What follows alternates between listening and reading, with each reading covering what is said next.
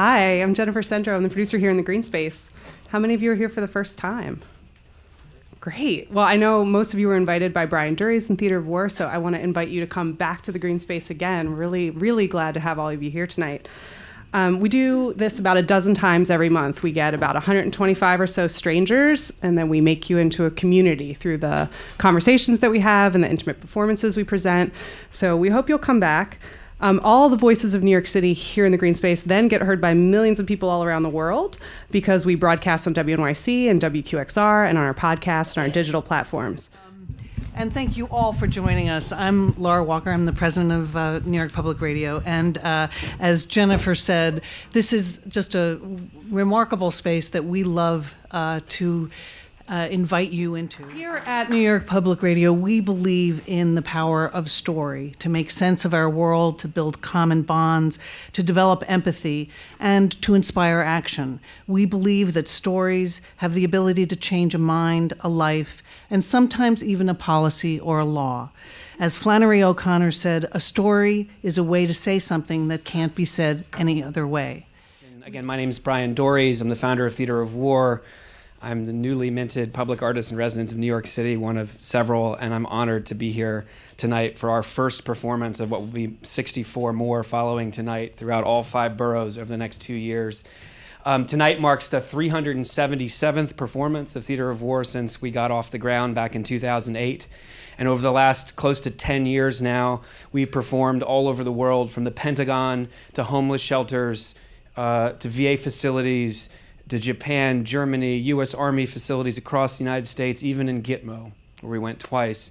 And everywhere we've gone, we've heard the most powerful, the most life-changing, the most stirring things said about the ancient Greek stories we perform, these ancient war stories, by individuals who have lived lives of mythological proportions. And just as a small fraction of the men breaks away and starts heading for the ships, finally, at long last, Ajax's wife, Tecmessa, comes out of the tent. She runs down the dirt path. She throws herself down in front of the men and begs them to stay and help her stop Ajax from harming himself or anyone else when he wakes up and sees what he's actually done. Without further ado, our first scene from Sophocles' Ajax. Oh, you salt of the earth, you sailors who serve Ajax, those of us who care for the house of Telamon will soon wail, for our fierce hero sits shell-shocked in his tent, glazed over, glazing into oblivion. He has the 1,000-yard stare. What terrors visited him in the night to reverse his fortune by morning? Tell us, Tecmessa, battle-won bride, for no one is closer to Ajax than you, so you will speak as one who knows. How can I say something that should never be spoken? You would rather die than hear what I'm about to say. A divine madness poisoned his mind, tainting his name during the night. Our home is a slaughterhouse, littered with cow carcasses and goats gushing thick blood, throats slit, horn to horn by his hand, evil omens of things to come. Then it is true what they say about the hot-headed man? The great story grows louder and louder with each Greek who tells it. I'm afraid of what lies on the horizon. He will die when he looks around and sees what he has done, for with his dark sword and his mad hand, he chopped the herds and herdsmen into pieces. Over there, there's where he dragged them, bound with ropes. He executed some inside, forcing them to the ground. The rest he tore apart, savagely scratching away at their flanks with his fingers. With one quick chop, he severed the head of a white-footed ram and let it drop to the floor. Then, grabbing another by the throat, he tied it down and ripped out its tongue. Then he lashed it with his harsh whip until there was nothing left to lash, all the while spewing vile words that must have come from a god.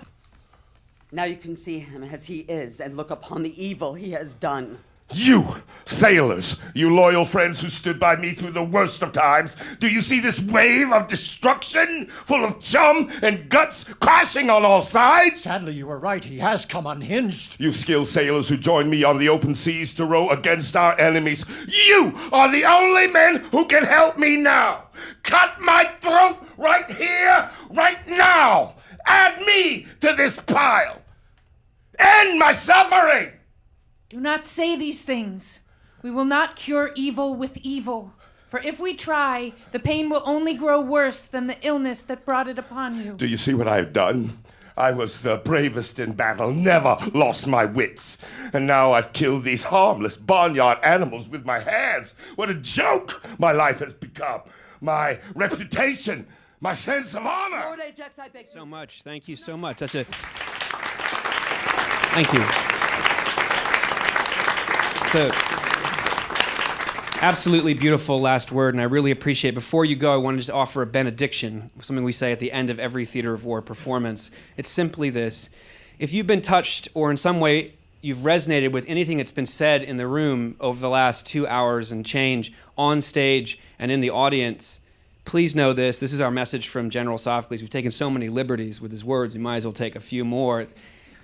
You're not alone in this room, as evidenced by this conversation we've started, but by no means finished, and it's not our intention to finish it. You're not alone across the country and the world. This marks the end of the 377th performance of Theater of War. I hope there are at least 377 more. There are going to be 64 more across all 18 of our projects that address pressing public health and social issues through this forum throughout New York. They'll be free and open to the public over the next 2 years. We hope you'll see you again and that you'll participate as our chorus who get this forum and want to participate. Most critically, you are not alone across time. And if that is all you heard, then all of the effort that's been put in tonight by everyone involved is well served. But if you heard more and it makes you want to continue talking, and your conversation that we've started here tonight radiates out of the green space and out of all the people who are watching it across the world right now and into your places of work and of study and of worship and community in ways that we couldn't have imagined and we probably will never understand, then our work will have exceeded our expectations. But that is our hope, with the hope that it leads to positive action and more discussion and more storytelling and more healing. And so with that, I'd love to thank both our panelists and our actors with one final round of applause. Thank you so much.